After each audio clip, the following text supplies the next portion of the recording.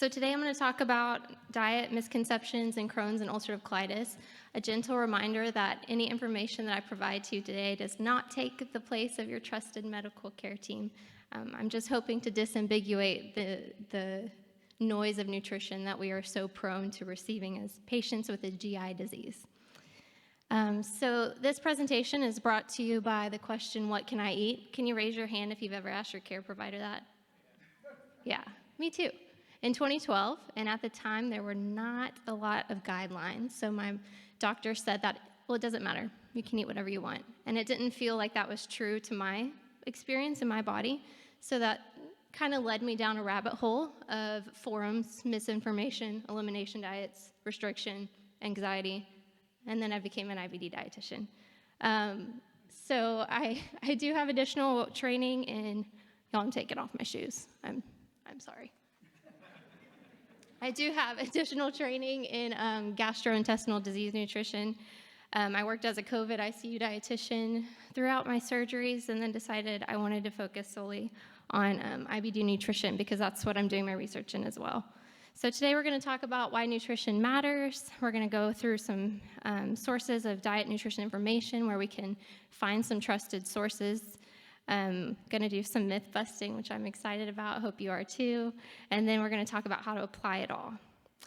This is important. This is a very significant conversation today because 90% of patients with IBD believe that nutrition plays an important role in their disease development. And this is a fairly recent study. Actually, the last time I gave a presentation similar to this wasn't a published study. So that's really interesting to me. And then 50 to 69% of patients with IBD report not receiving any information from their care providers about diet. Oh no, oh no. Then we get on Google, and then we get books that aren't written for people with IBD, and then we start restricting. But we're doing our best. So let's talk about where we can find some quality sources for nutrition information. First and foremost, it's important to talk about medical nutrition therapy because anytime someone online is giving any sort of advice about any sort of disease, this is medical nutrition therapy, and you actually have to have a license to be providing that information. It can be very dangerous whenever people are saying, oh, eat this for your diabetes and eat this for that, and they don't actually have the credentials or the training to make sure that's safe for the person receiving the information. I'm sure we've all been on the receiving end of that at some point in time. So it's important that you're seeking your information from a registered dietitian. So this may be very mundane details, but I feel like it's important. So I'm gonna just bear with me. So in Canada and most states, dietitian or registered dietitian nutritionists are protected titles. And that's because to become a nutritionist, there's actually no standardization. So if you're seeking out your information from a nutritionist who's not a registered dietitian nutritionist, there's no standardization for their education. So all registered dietitians are nutritionists, but not all nutritionists are registered dietitians. I'm not discrediting nutritionists, I'm just saying that it's really important to know where you're getting your information. We also know that we need more than an RD though, because if you've ever been in the hospital and a dietitian has come to see you, show of hands, has that ever happened? They gave you a handout, they backed away slowly, didn't know what to do with you? Yeah, that's because dietitians aren't trained in IBD. So it's important to seek out your information from an IBD trained registered dietitian. This is kind of like a fellowship, if you will, through, but as far as nutrition and dietetics training is concerned, we don't have this fellowship yet. It's kind of in the works, but a lot of us have to seek out this information on our own. So this is why the source of your nutrition information matters. 77% of patients are avoiding certain foods during complete quiescent disease. And 86% of patients with active disease go on self-prescribed stricter diets. The same percentage believe that certain food groups, that's a red flag for me, food groups exacerbate their GI symptoms. But good news, nutrition can help reduce colorectal cancer risk. It can influence the microbiome diversity and support immunity and support surgical outcomes and help increase or decrease inflammation based on what your body needs. It helps regulate those processes. But you have to be consuming the nutrition for it to do that. This is assuming that you're consuming the nutrition and you're not eliminating it. It's important that we get enough nutrition because we are at higher risk at baseline with Crohn's and colitis for malnutrition. And malnutrition is a heavy hitter when it comes to poor disease outcomes, especially in surgery. We can be malnourished because maybe we're not restricting any food at all, but we're still having difficulty absorbing nutrients. And this is going to be really dependent on the severity and location of where our disease is. But if we have active inflammation, and we're not having enough nutrition, this can actually cause an exacerbation of GI symptoms. There's some interesting research about how patients with anorexia and patients with IBD, they were unable to identify which came first, whether it was anorexia or IBD, just because of their GI symptoms that were happening because of simply not getting sufficient nutrition. So let's tackle our myth-busting section. First and foremost, I need to eliminate food groups to control inflammation. How many of you have heard this? A couple? Yeah. This is a hot topic in the world right now. So it's important to remember that inflammation cannot be controlled with diet alone, especially in IBD. I don't want to understate and undervalue the importance of nutrition. Obviously, I care a great deal about this subject. But it's important to know that diet is a line item in environmental factors that's interacting with genetics and our immune system. So nutrition can't be the cure if it's not the cause of the disease. And that's important to keep in mind because the stress response with obsessing over ingredients can often be more harmful than the ingredients ourselves. We have research that shows that. Inflammation demands more energy on the body. So if we're in a disease flare and we're restricting, that's kind of like running with a million tabs open and forgetting your battery pack, or running at a higher RPM but not having enough fuel. You really need to make sure that you're eating more in a flare. And we have some evidence that suggests that even without active inflammation, patients with IBD kind of have higher metabolic requirements. That's not across the board, but we do have some research that suggests that that's the case. So here's some foods that we can add. 5 to 8 servings of fruit and vegetables a day with behavioral and nutritional counseling is associated with decreased serum interleukin-6 concentrations. I think that's important to note because multidisciplinary collaboration, right? Behavioral and nutritional counseling, it's not just all about what you eat. There's also research that suggests more whole grain consumption can decrease certain inflammatory cytokines. Some of these Dr. Ha talked about in her topic when she discussed medications. So if food is acting on these inflammatory pathways, we don't want to cut them out because they can work with our medications to make them more effective. There's also interesting research about how increasing more omega-3s, think about flax oil, fish, fatty fish like salmon can decrease CRP, but not everybody makes CRP, so we'll take that with a grain of salt. Leafy greens is associated with, more leafy greens is associated with a decreased fecal calprotectin level. How many of you have been prescribed a low-fiber diet? Yeah, okay. So I need to eliminate fiber to control symptoms. This is important to know that symptoms and inflammation, I'm sure you're all aware, 2 different things, like Dr. Ha also talked about.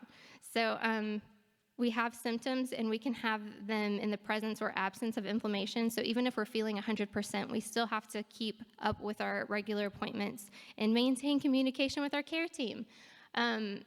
So it can feel really daunting whenever I'm telling you, eat fruits and vegetables. Please remember that I'm a patient. Please remember that I've lived with an ostomy. Please remember that I have a J-pouch. I understand what it feels like whenever you drink water and you're like, no, I assure you, I'm not eating a vegetable today.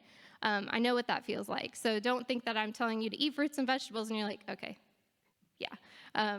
It's important to make this work for you, though. So this is where working with an IBD dietitian can become really beneficial because we can really explore different texture opportunities, different timing, different ways that we can work around your symptoms to try to help the inflammation that's happening in your body in a way that feels pleasurable and not unsafe in your body.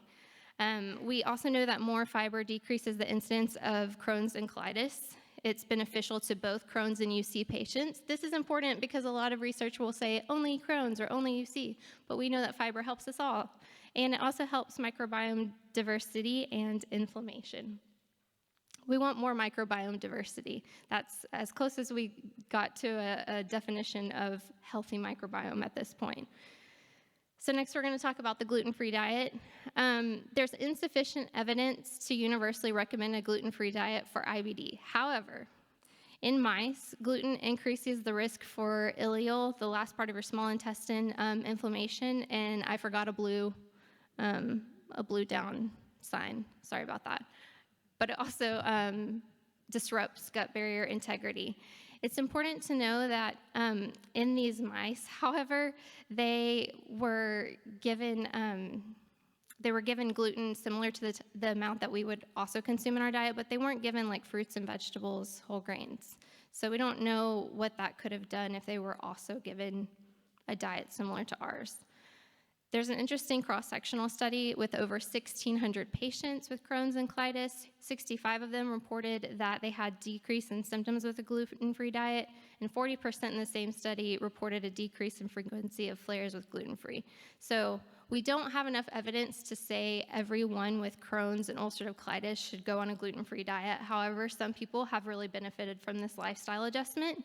It doesn't have to be all or nothing, though. We tend to look at nutrition science as all or nothing, and then that can cause a lot of stress. So my suggestion would be, if that feels daunting to you, to perhaps consider diversifying your grains to include other gluten-free grains. That way you're naturally decreasing the amount of gluten in your diet, if that's something you're interested in, something that feels safe and available to you. It's also important that if you're getting a non-celiac gluten sensitivity test or getting screened for celiac antibodies, that you're not omitting gluten before those tests, because those tests will be kind of null and you'll need to retake them. So another commonly cited food group that Crohn's and colitis patients are omitting from their diets are nightshades, particularly in ulcerative colitis patients. I'm not really sure why, but the nitrogen-containing alkaloids in nightshades, specifically in fried potatoes and French fries, have been shown to disrupt gut barrier integrity in mice with a predisposition for IBD.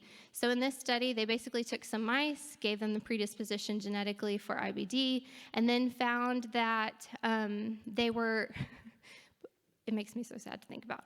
But they were being fed fried potatoes, and then they were able to show they had an increase in all kinds of inflammatory markers, and then they were also taking a look at their guts and showing some gut disruption there. Important to know, however, how do you feel whenever you just eat French fries? That's it. You're on the French fry diet. You don't feel so great. So that's all they gave these mice were French fries. So again, what would have happened if they would have had like fruits, vegetables, whole grains in addition to that? I don't know, but I guess we can all come away with this knowing for sure we don't want to just eat fried potatoes. It's important to know that nightshades in cell studies are shown to help combat oxidative stress. Basically, they act similar to antioxidants, and all nightshades, even the white potatoes, all of the alkaloids in them have been shown to help. So that's something to take into account. They all help inflammation, and there's insufficient evidence to recommend total elimination. This is, again, whenever the food groups conversation comes into play. So my suggestions would be to work with an IBD dietitian to explore how certain nightshades in specific doses feel in your body. This needs to be individualized, needs to have a scientific approach. And it's important to know that we're at an increased risk for deficiencies that are important, like vitamin C, and nightshades are high in vitamin C. So something to take into account. So where do we go from here? I just told you what all we can't have. No potatoes, just by themselves. Like, where do we go from here? What do we do with this information? Number one, have awareness of where you're getting your information. If you're panic Googling, whoever wrote that article on WebMD, please look up their credentials. If they have a journalism degree, that's wonderful, but that's not going to help us with nutrition. I took the liberty of creeping on people on Instagram and taking screenshots of their bios and showing you what I mean by this. So we have a gut health nutritionist here. I'm sure they are quite helpful, but how many of you would shell out some money to feel better in 4 weeks? Yeah, I would pay large sums of money to feel better in 4 weeks, and they know that because they have a link in their bio. They don't have any other credentials other than gut health nutritionist. I did not know what CNP and NCP meant, so I Googled them, and it's a 90-day core certification. You can't hotwire nutrition science. That is dangerous in IBD. And then we have a fitness nutrition account, really great. They're a fitness trainer. We don't want nutrition advice from them. And then this is a person from my home state of Texas, 464 followers, was sued last month because they exacerbated eating disorders. This is good accounts, but also things to, we need to be critical consumers, right?